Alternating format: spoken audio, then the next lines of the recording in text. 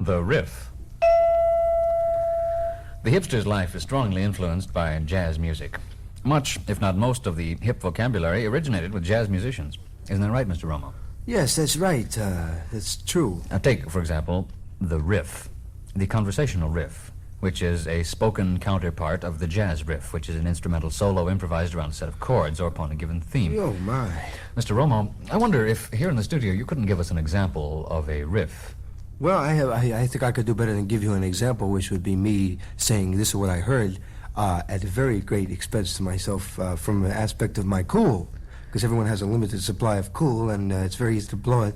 And I have done something which could have blown all my cool.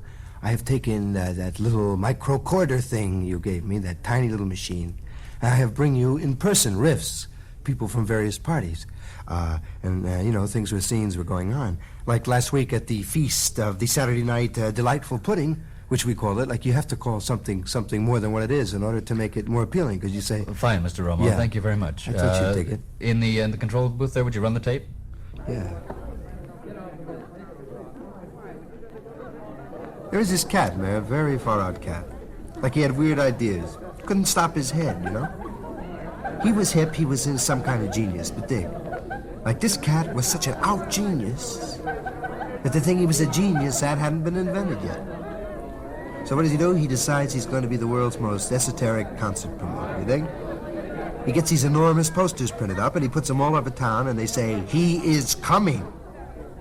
And people look at the posters and they say, "Oh, wow." Well, like it's difficult to arouse anybody's interest in it. Then about a week and a half later, new posters go up. Big ones, brighter ones. They shine at night. It says, "He is coming to Carnegie Hall." And then a little later, "He is coming to Carnegie Hall on October 23rd. And now people are hung up. They're beginning to get fascinated. Tickets are selling. Then there's a gigantic full-page ad in the New York Times. "He is coming tonight." Crowds now. They've begun to mill out in front. And there are these posters 20 feet high that say, in Old English script, "He is here." Now people are jammed. They're standing room only, 8:45. There's this hush of expectancy. The house lights dim. They take too long to dim. Little hanger. Then the curtain rises. In the middle of the stage is this gigantic sign. Man, he has gone.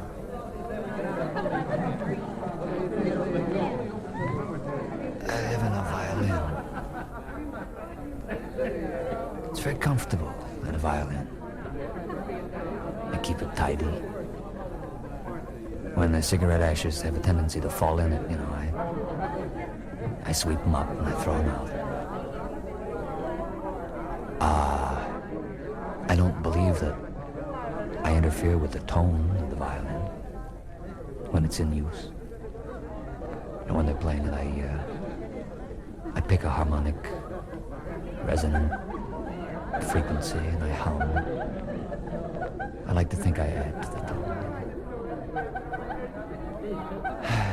I hear rumors that they're gonna tear it down and put up one of those electric 12-string steel guitars. What a drag. I understand that when they condemn a property, they have to move you to a dwelling of similar rent, condition, district. Like they couldn't put me in a trombone, a cello maybe, or a bass. Except that's kind of silly, one guy living in the bass. Maybe I could live in one of those, what do you call those oriental things? Those triangular banjos. A balalaika. That'd be a groove. I could decorate it kind of Danish modern. If they do condemn the old fiddle here, I think I'll put in for a balalaika. Yeah.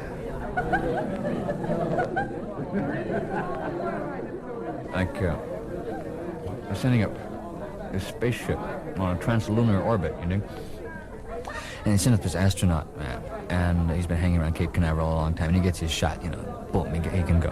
And they also send up a laboratory animal along with him. to test the radiation and the Van Allen radiation belts and the cosmic rays and the genetic unpleasantness and that whole business. And so they decide to send along this frog, because they can cut him up afterwards, you know. And they're in orbit for 63 days, man. The man and the frog. And they come back and they land. Perfect landing, man. Beautiful in the Utah Salt Flats. And everything is happening marvelous. And the country goes wild, man. Pandemonium breaks loose. There's citations and congratulations from every country. And there's parades. There's a ticker tape parade up Fifth Avenue in New York. And everybody's flipping out, man. There's pictures of the cat and the frog on the cover of Time and Newsweek and U.S. News and World Report and Life magazine. And to top it all off, they're booked on the Sullivan Show. So it's the night of the show.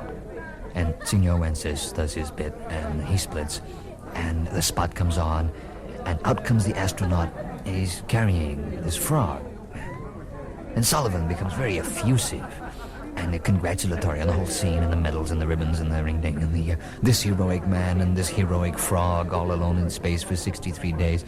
I know the kids in the audience would dig to get a closer look at this little fella, and he reaches for the frog, man, and the astronaut flips. "Get your hands off my frog."